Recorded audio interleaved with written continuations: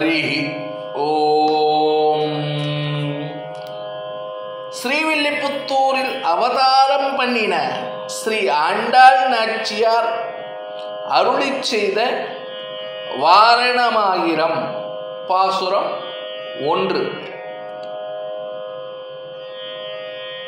ஆண்டாள் நாச்சியார் அருளிச் செய்ததான நாச்சியார் திருமொழி என்கின்ற பிரபந்தத்திலே 6ஆம் திருமொழியாக இந்த வாரணமாயிரம் என்கின்ற பிரபந்தம் அமைந்திருக்கிறது. வாரணமாயிரம் சூழவலம் செய்து நாரண நம்பி நடக்கின்றான் என்றதேர் பூரண பொற்குடம் வைத்து புறமெங்கும் தோரணம் நாட்ட கணக்கண்டேன் தோழி நான்.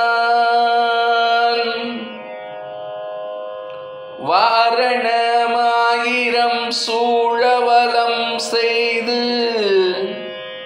நாரணன் நம்பி நடக்கின்றான் என்றதேர் பூரண பொற்குடம் வைத்து புறமெங்கும் தோரணம் நாட்ட கணக்கண்டேன் தோழி நான்.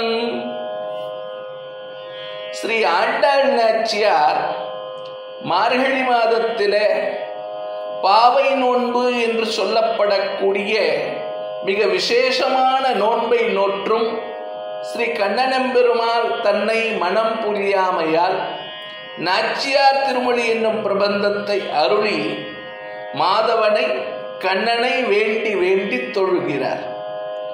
இந்த பிரபந்தத்திலே 6ஆம் திருமொழியாக இருக்கக்கூடியது வாரணமாயிரம் என்னும் தான் கண்ட கனாவினை தோழிக்கு உரைக்கும் இந்த சிறந்த பிரபந்தமாகும்.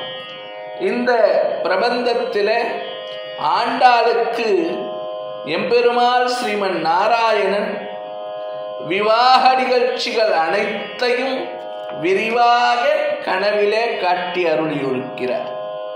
என்னுடைய இனிமையான அழகான தோழியே, வேதங்கள் அனைத்தும் ஒன்று சேர ஏத்தும் ஸ்ரீமன் நாராயணன் தன்னை சுற்றிலும் ஆயிரக்கணக்கான கரிய யானைகள் சூழ்ந்து வர எல்லாவிதமான திருக்கல்யாண குணங்களையும் பொருந்தியவனான பரம்பொருள் நகரை பிரதட்சிணமாக வலம் வருகின்ற வேளையிலே அவருக்கு எதிரே சொக்க தங்கத்தினாலே செய்யப்பட்ட பூரண கும்பங்களை அலங்கரித்து அவரை வரவேற்க அனைவரும் தயாராக நிற்பதையும் ஸ்ரீவில்லிபுத்தூர் நகரம் முழுவதுமே தோரணங்களையும் பதாகைகளையும் கட்டி அலங்கரித்து வைத்துள்ளதையும் கம்பங்களை நட்டு கருட கொடிகளை பறக்க விட்டுள்ள நிலையையும் நான் என்னுடைய கனவிலே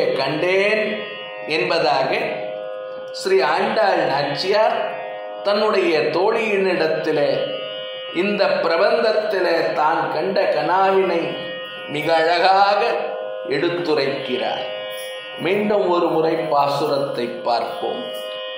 வாரணமாயிரம் சூழ வலஞ்செய்து நாரணன் நம்பி நடக்கின்றான் என்றதேர் பூரண பொற்குடம் வைத்து புறமெங்கும் தோரணம் நாட்ட கணக்கண்டேன் தோழி நான்.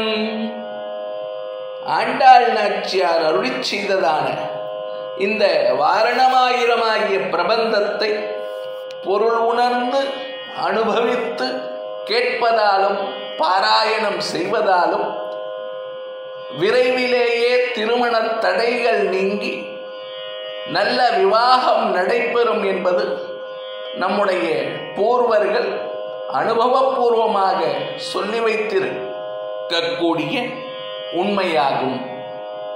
லோகா சமஸ்தா சுகினோ பவந்து. ஜெய் ஸ்ரீராம். ஜெய் ஹிந்த்.